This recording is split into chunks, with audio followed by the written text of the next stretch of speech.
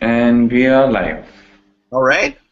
Well, my name is Lucas Stuber. I'm a speech-language pathologist here with my colleague Narayan from discoveraac.org, which is a new website designed to help parents and professionals worldwide navigate the sometimes complicated world of augmentative and alternative communication. We're thrilled to be here today with Lauren Enders, who is a full-time augmentative communication consultant and specialist in Pennsylvania. A lot of folks, I think, know Lauren from Pinterest, but also on Facebook, Twitter, and as well as, of course, the Practical AAC posts. And, of course, you're a presenter, I think, pretty frequently as well. So thank you very much for being here. We're thrilled to have you. You're welcome. Here. Yeah, good. I wanted to ask you just to start out with, what brought you into the field of AAC? What brought me into the field of AAC? Well, that was actually a pretty easy one for me. I did my master's at the University of Pittsburgh and was fortunate enough to have 5 different practica. So I had a typical school, I had a center-based school, I had an inpatient hospital, outpatient hospital, and the Cleft Palate Craniofacial Center of Pittsburgh.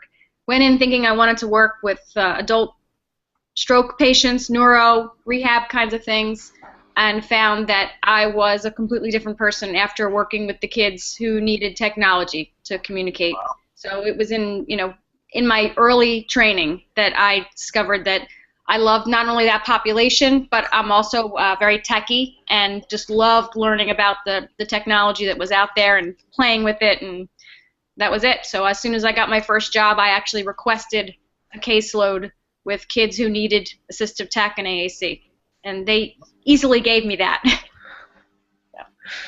Awesome, awesome. So Lauren, a lot of your work has also been around talking about how to integrate AAC into everything, right? So, Yes. but that's a bit intimidating as well for someone who just starts out, or like because it's a parent or a therapist. It's a bit intimidating. So how does one go about it? How does one start when you say integrate AAC into everything? Well, what I try to explain to parents is just that this is your child's voice, so it needs to be available at all times.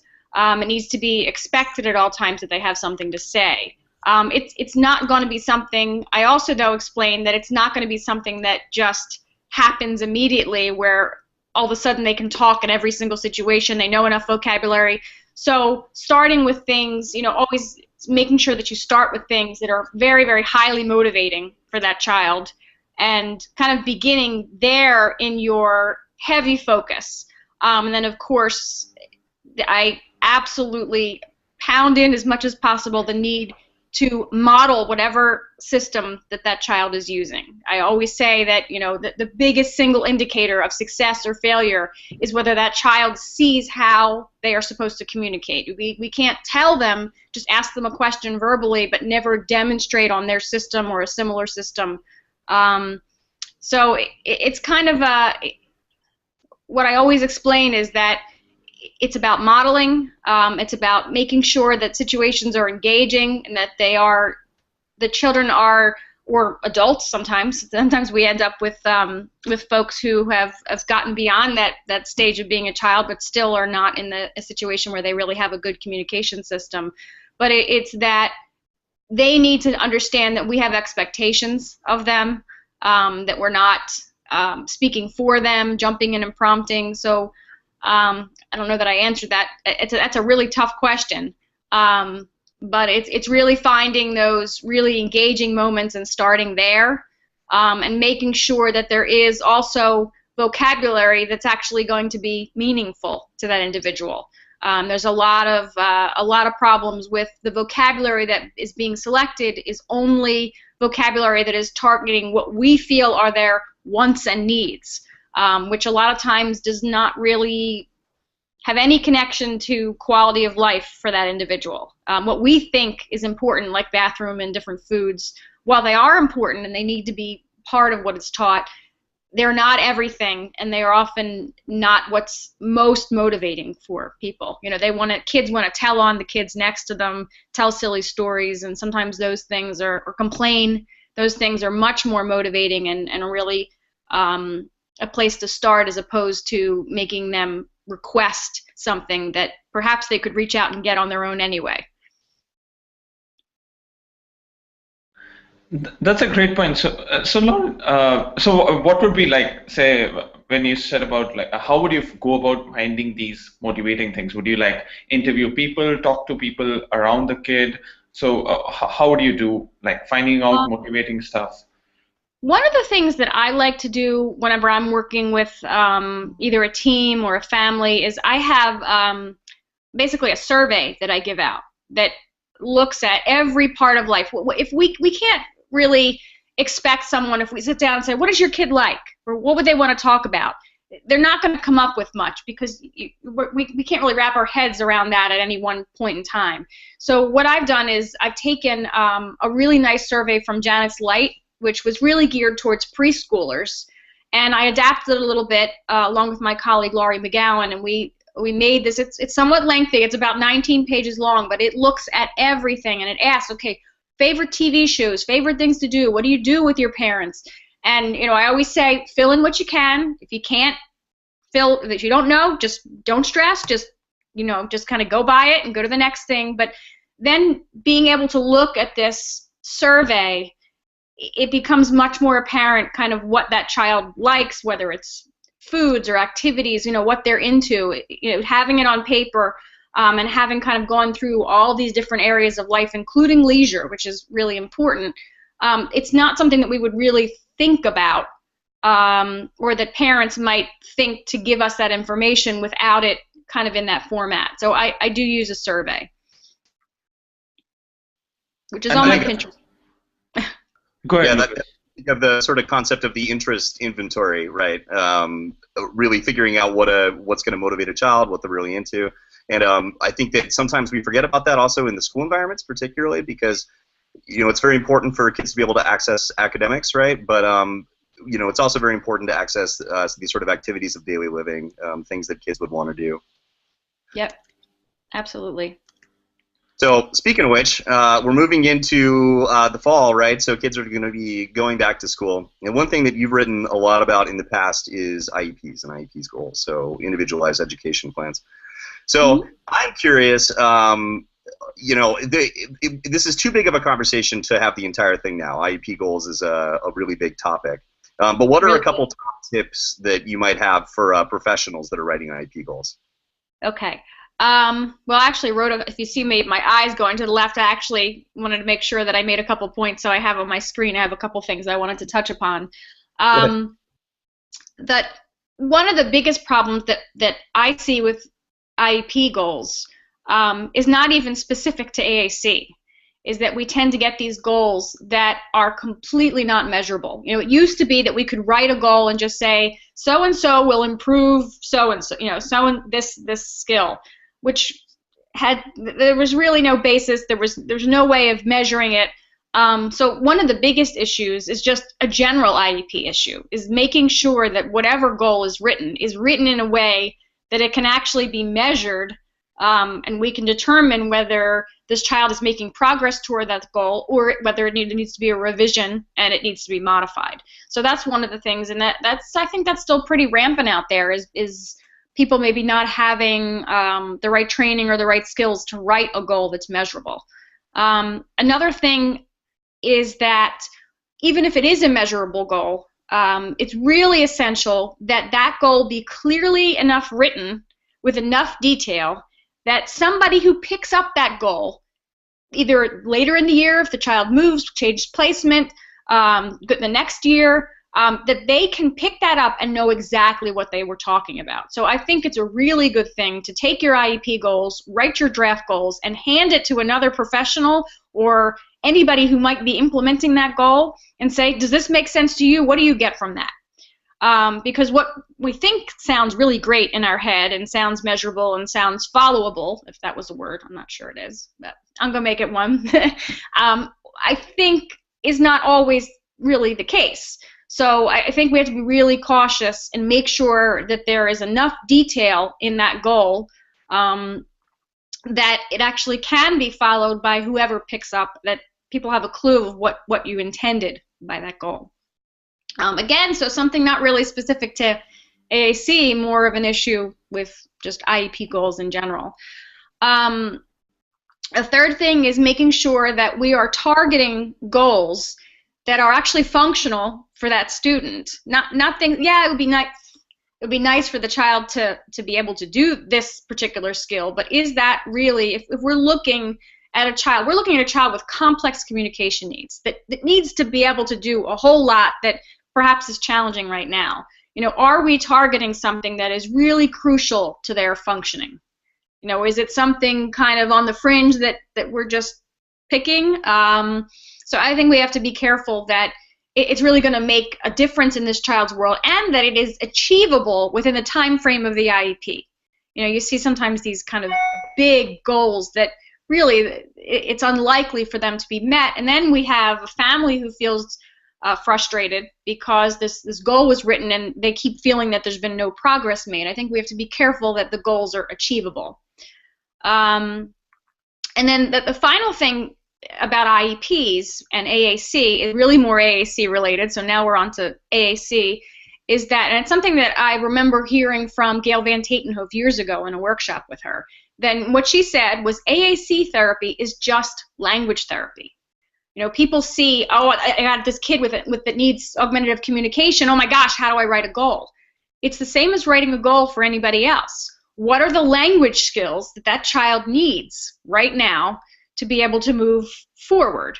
So is it being able to, provide a verb and an adjective? Basically looking at language development, how it should be occurring naturally, and applying that to this child who's using some form of augmentative communication. Really trying to take some of the complexity out of it and saying, look, this is just language therapy. What skill are we trying to provide? And then, of course, your specially designed instruction is going to be a little different because you're using other tools. So there's going to be things related to whether it's technology or whether it's a paper system. There's going to be additional things in your SDI or perhaps in your description of the goal. But really making sure folks understand this is just language therapy. That's great. That's a really good point. That's a great point, Lauren, because effectively, out of the 3 points that you mentioned, I think only the last one is kind of partly specific to AAC. The first two are a little more like something that even anyone follows as like, oh, if you write a document, you get it reviewed by someone. If you write software, you get it reviewed from someone. That's like a hygiene sort of a thing.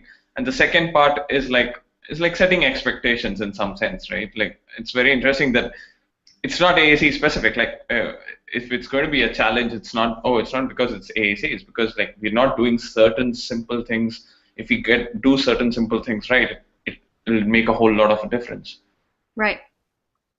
Yeah, but that last one is, it really throws people for a loop because, when many people, unfortunately, even at this stage, will, if they're lucky, get one course in augmentative communication in their training, even if they're speech therapists, many people will just get one AAC course, and typically that AAC course is really a lot of showing what the technology and the types of AAC are. It really is almost never about implementation. There's maybe a couple programs out there that do a good job of that, and I'm not saying that doesn't exist, but by and large, I think that it's still an area that we're just not being trained in. Not only SLPs, but then we look at teachers and paraprofessionals who just don't have the knowledge. So when we're looking at a teacher and an SLP who all of a sudden are asked to write an IEP goal for a child with complex communication needs, they think, oh well, I don't know this. I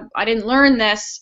So I think it's really important to say you can do this. This is just about a child learning language. This child is just using some other methods to get at providing language. So it's making sure that there are some guidelines on what to be expected, in language development, just general language development kinds of things. Well, first we do this, then we do that, then we do that. This is what's important, and trying to kind of quell some of those fears and saying, this is what you do with your other kids. We've just got some other tools thrown in there.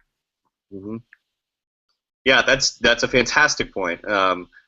That's a great point, and I think we have data from the American Speech Language Hearing Association, right, that corroborates that a lot of SLPs, it's a very small, minority that feel comfortable with AAC, so that could go a long way. I've also had speech language pathologists tell me that they think it's a professional liability to admit that they don't know anything because the expectation is that they would. So, I mean, obviously this is a big part of why we wanted to start Discover AAC, right, is to provide a lot more resources. That's one of the reasons why I'm here. I'm anxious to be involved because I think it's something that really needs to be out there, that the resources, people do, we do run into some people who don't want to learn, and that's personalities, and but I think by and large people do want to know and want to fulfill the mission statement of being a speech language pathologist. They want to make sure that somebody can communicate. It's just there's fear involved because they don't really know where to go, what to do. If I could go back for 1 second, you talked a lot, very well about setting realistic goals. And sometimes people can struggle with having to write a realistic goal, but also having to balance the expectations of parents, right, which might be higher, as well as our sort of ethical need to presume competence, right, that we sort of assume kids can get to a higher level than they are now. Do you have any tips or strategies in that regard? Well, I tend to do when I'm either at an IEP or facilitating a set meeting, and we're looking. Of course, set meetings we're not really developing goals, but we do talk about the tasks that we want that student to do, which kind of can translate to goals once we get to an IEP. And one of the things that I try to do is try to lighten the mood a little bit. Is what I'll say is, well, imagine that coming in as the AAC genie, but I can only grant wishes that can occur either in the next 6 months or the next year. So any kind of large overarching statements about, well, I want my child to talk intelligibly, or those are great things, and those are things to look forward to, but that's not what we're focusing on here. We're focusing on things that the AAC genie could potentially, with the right supports, could make come true in 6 months or a year. So think smaller. Think of where your child is right now, and think of those. If you could have one or two things, tomorrow night at dinner, and you could have one or two things that your child could say effectively, could communicate effectively. What are those kinds of things? So I try to kind of pull people back a little bit, say, look, your overarching goals are great, but when we're writing an IEP goal, or when we're looking at the tasks within a set process, we really need to kind of pare down and focus on something that's achievable in the short term. And then we can keep hoping and moving towards those long-term goals. But to be able to focus, I try to kind of almost give time frames. Great. Sometimes it seems to help. No, that's great. So thinking about the opposite perspective, then, is there anything that you would want to say to parents as far as what should their expectations be walking into an IEP meeting? Is there anything they should be critical of or ready to sort of investigate in greater detail? Well, in terms of parents really thinking about them being prepared when they're walking into an IEP meeting, and we have parents, of course, we have parents who are neophytes to the process and really know nothing. We have parents who now have kids who maybe are in secondary school and they've gone through this process a lot. When I was thinking about that question, it was really, I think that parents do need to whatever their ability level is, and parents have different levels of support and savvy, and but if possible, to try to for teams to give them access to sites like Discovery, Practical AAC, that can give a little bit of information, but it can be overwhelming. So when we are providing families with these kinds of things, and that's why Discover AAC is nice, because it's small targeted pieces of information that are provided in different methods, whether it's video, reading, whatever works for that person. Practical AAC is also excellent because they're usually nice little short segments, top 10, top 5, because families can really get overwhelmed. But I think we do need to encourage them to really look into this and prepare and do some preparation before an IEP meeting. Not to stress them out, but to make them feel empowered. Like, you can do this. Here's some tools you can do this with. Another thing, and this is something that I've seen from the phenomenal Erin Sheldon, whose daughter Maggie is an AAC user and has Angelman syndrome. And Erin is absolutely genius in what she does with Maggie, and just everything from supporting her friendships to communication to everything that she does. And one of the things that she does with Maggie every year is that she creates kind of a one-page sheet about her daughter. And I would really encourage parents to do that. This is what my daughter likes. This is what she can do at home. This is what she doesn't like. Kind of really giving that parent an opportunity to say, this is what I see my child being able to do. This is what I see as my biggest concerns about their communication. And really, whether maybe it's us actually giving them. Not everybody's going to be like Erin and have this beautifully constructed one-page, visual treat with all this spectacular information. Not everybody's in the position to do that. But what if we created kind of almost like a template of sorts where parents could even fill that in by hand, and they can stick on a picture, having something that could be handed to a parent and saying, no, this is for input. It's important that we know what you're seeing at home, because a lot of times what people are seeing at home is very, very different than what happens at school. So I think that's something else that we could provide to parents. It's not something that I've done, but it's something that I was thinking about and preparing to talk today, and thinking about IEPs and thinking about supporting families. I think that maybe us or somebody developing a template that can then be handed to parents might be helpful, and then it can be shared with the team, and then everybody can talk about it. That's awesome. We're totally going to do that. That's a really good idea. That's a pretty good idea. Yeah, and I have seen some parents pretty effectively build, some little books or even PowerPoint slides. So that's a really great idea, especially also to share, I think, with peers, in the school, so that they know more about their child. Right. I've also been asked to, and it goes over very, very well. And I don't know in every situation if there's a person that's kind of in a role. I've been asked to go into the regular ed classroom of a child who has a communication device. There's one child where I've been asked every year. It was a request of her mother that I go into her regular ed class, because she's both learning support and she's included in a regular education class for part of the day. And I've been asked to go in and do a presentation about 45 minutes long about just complex communication needs and devices and people who need communication support. It makes a big. Those kids are riveted for 45 minutes. So they want to learn that. So if we can also provide those kinds of supports to peers, like you mentioned, peers, I think those kinds of little presentations, just going in, whether it's the parent or whether it's the AAC consultant, the SLP, some going in and holding up devices and talking about I'll mention, well, this child is your age. Imagine if somebody was your age and they came in and spoke to you like you were 5 years younger. Sometimes we accidentally do that, so just those kinds of things, the really crucial things that peers need to know, that if they only knew, they probably would do a beautiful job supporting their peers with complex communication needs. But they need support and training just like anybody else. And it really doesn't, what I found is that 45 minutes goes a long way, or even a half an hour. Yeah, that's interesting, Lawrence, sorry.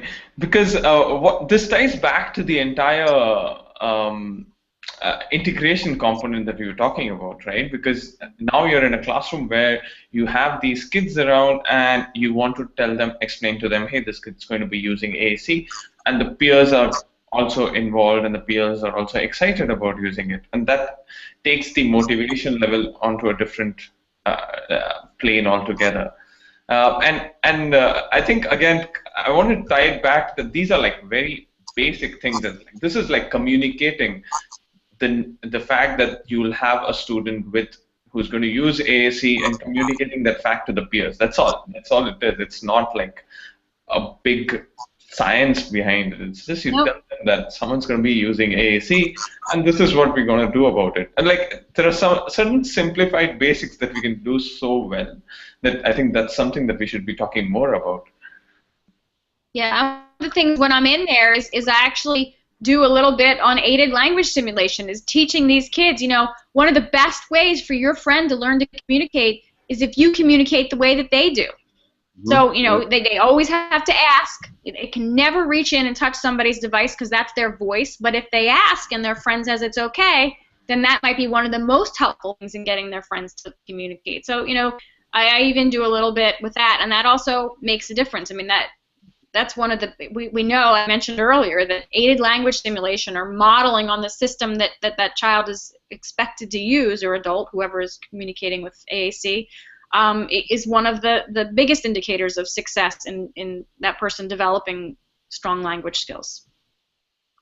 Yeah, that's absolutely. And like you said about being riveted, I've never met a peer that doesn't want to interact with the AAC device. I mean, I always, it's kind of, an ego boost for me, because I go into the classroom and I've got, 30 little faces that are like stuck, and I'm not that interesting, but, they want to know. They really do. I mean, yeah, you have to be a little bit engaging, and I can be silly, but I think they just are really, really wanting to know this stuff, and they suck it up, because I'll do little quizzes along the way, and they remember everything I say. So it's something that doesn't take that much time, but can be pretty helpful. So Lauren, so kind of just taking cue here, you mentioned the integration part here. So what are give us some examples that you've seen of really awesome integrations work. Have you seen something that other people can look up to and probably say, hey, I can do this. I can do some basics right. And some examples of maybe you've seen or implemented successful integrations of AAC. In some of the classes where I've seen some real success, there have been screenshots of if there is one child with a device, screenshots of that child's main screen. Typically, I'm a big proponent of core language, so there's, depending on the student, there should be a decent amount of core on that main screen, or perhaps it's a combination, couple of screens that are actually packing taped to the tables in front of everybody. Every kid, not just the kids that are using communication devices or communication books, and teaching the kids to start using aided language, to start pointing to words as they speak. And what we find in the classrooms, and I've done this in one preschool class as well, is that, of course, not shocking, the other kids in these classes are also benefiting. We're seeing language benefits. Their syntax is getting a little better, or their vocabularies are getting a little larger, and the child with the communication system is seeing other people point and use, and that's really invaluable. Also, having things up on, if let's say that we're focusing on the word go, I'll say, okay, we'll go everywhere. Put it on the smart board. Put it on the door frame. So every time you go out the door that you point, and it needs to look like their symbol, but you point and you say, okay, we're going to go now. So it's really about making sure that communication is everywhere, but also narrowing it enough to say, don't think this is this massive task. You can focus on a couple of words a week and try to just model the heck out of those words. The word go is a great place to start, because go can mean start. Go can mean walk out of the room. And think about how many times you could point to a symbol and model just that one word in a day. So if you focused on that and maybe one other word for a week, it can really make a pretty notable difference. So, the classrooms where I've seen the most success is when there have been communication displays, taped to the tables, on the walls, also, kind of cheat sheets about how to interact with people who have complex communication needs. I've made a couple. There's other ones that other people have made where they've been printed on I'm moving too much, where they've been printed on poster paper and kind of put all over the place, so that the staff in the room is repeatedly reminded of the things, maybe what they shouldn't be doing to support people with complex communication needs, and the things that they should be doing, so that it's really kind of in their face all day long. Yeah, I'm a really huge fan of this idea that actually Narayan brought this up recently, of the labeled playground. I think I'm gonna try to push this forward with all the schools that I work with. Because why not have the icon for slide there? We can reinforce language all the time. Right. So as soon as, oh, let's go down the slide, you point to slide. I mean, it just, the opportunities are there, but we need to have the symbols to be able to model it. You know, there's not always, especially on the playground, and that's another thing that people get stuck on a little bit, is that, well, in certain instances, if they are using high-tech systems, they can't be having their system. Well, then it's okay to have a paper model of whatever their high-tech system is. You're still reinforcing language, and you know, they can still be learning. That's something that, you know, people can get hung up on a little bit. So I try to support that idea also. Just, you know, use paper if it's not a situation where the electronics are going to work. It's funny how we go back to like low tech because something that, you know, works everywhere. So it's really interesting that low tech can solve a lot of problems to begin with, and then you can always graduate to high tech and use low tech whenever you want. And right. I mean, one of the biggest reasons for high tech is that, you know, we do want these large vocabularies, and it really becomes unmanageable to have a huge vocabulary when it's not high tech, because then you're flipping too much. Whatever the setup is, it's just becomes inefficient. And we know that as soon as it becomes inefficient and difficult, we're only going to see communication in times where it's most motivating, not at all times. So we want it to be, you know, communication has to be easy for us to expect it to happen. You know, we don't do stuff that's hard, so neither are they. That's good. Let's see. So is there anything that you want to share that we forgot to ask about? I don't think so. I think, you know, one of the biggest things is just you know, making sure that we provide resources that are not overwhelming to teams and families. I mean, this is an area where people get overwhelmed pretty easily. So, you know, things like one-page cheat sheets and simple little videos that can be watched, just making sure that we start providing those things. And we do have a great start with, you know, with some great blogs and websites, but really kind of providing tools that make it much more palatable and much less scary to the folks who are supporting people with complex communication needs. Just curious, Lauren, why is it that we say, like, I know it is overwhelming, like, but from your experience, why do you think people find it overwhelming? Is it because of the complexity? Is it because of the kid?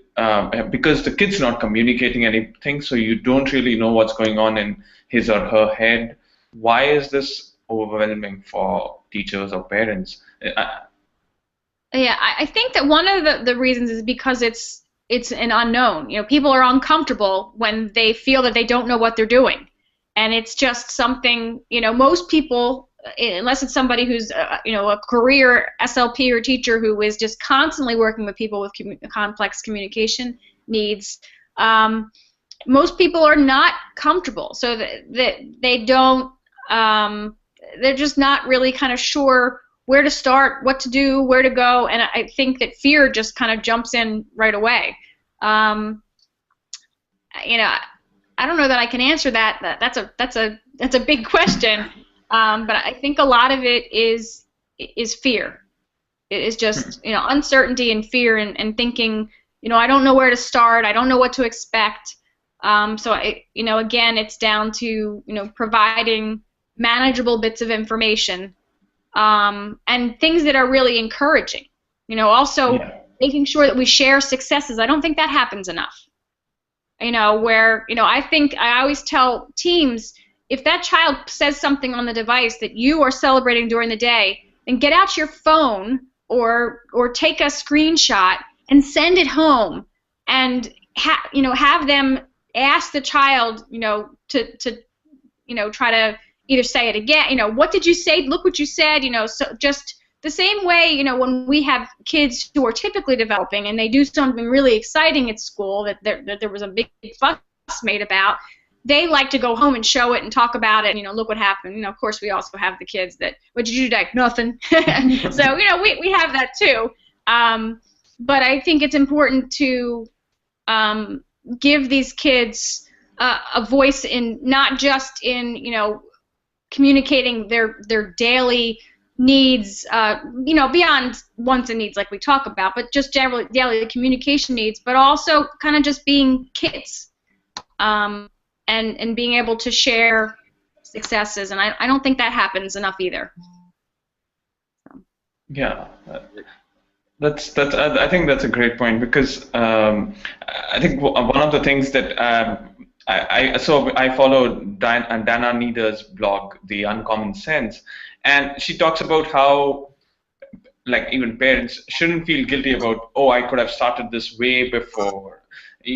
So she talks a lot about how parents feel. Dana's wonderful. Yeah, she's awesome, and so it's a lot about, like, also how she writes about keeping like managing expectations, and then what, you can do this, you can do this, it's not difficult. So but that's important for us to, like, kind of bring down the fear, bring down the uncertainty, and like let parents and professionals kind of tread this path with a little less, like, I think a little more enthusiasm rather than. Yeah, and it's definitely great. Her blog is actually one that I tend to share with parents who are looking for guidance or information, because it's from a parent's perspective, which is invaluable for these folks. Awesome. Great. Well, we have to ask about the funny story, right? Yeah. No, this is again coming back to Lauren's point about, like, how success stories don't get shared. I think a lot of funny stories don't get shared about AAC at all. It's like it's not that it's funny. It's just that it's a very serious field. Yes, it is. Okay, so my funny story. It's from a number of years ago. I worked for years. I don't know, probably more than 5 years, with a little guy who had a pretty significant craniofacial anomaly.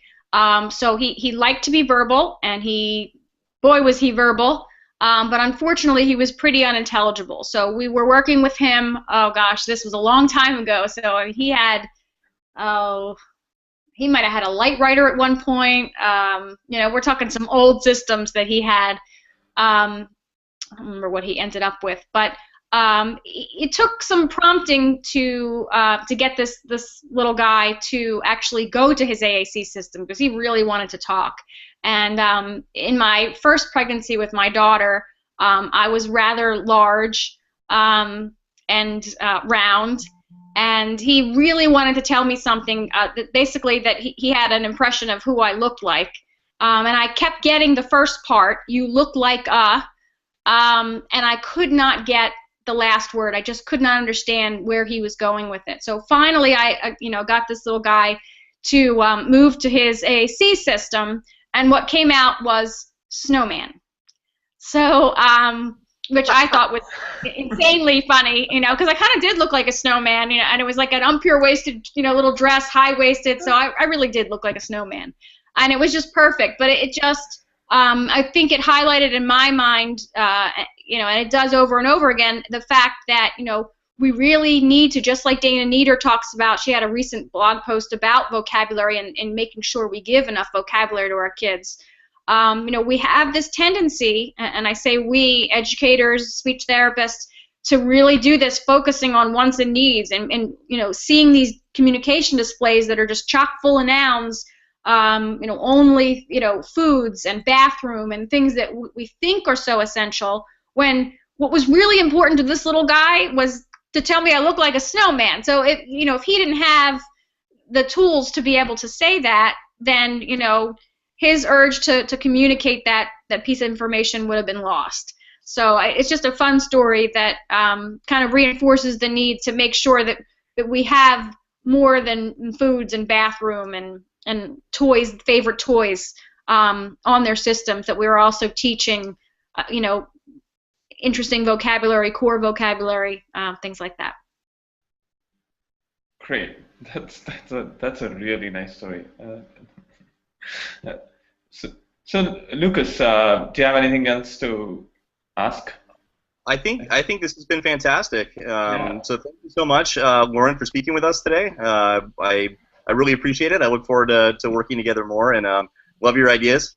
Yeah, awesome. It was awesome talking to you, Lauren. Again, it's a lot Thank of you. useful insight, and I think again, so from for me, it's one of the biggest takeaways from this is like how like we can do things a little simple, like we can do basics right, and I think the intimidation and the fear factor kind of can come down if you do certain basic things right.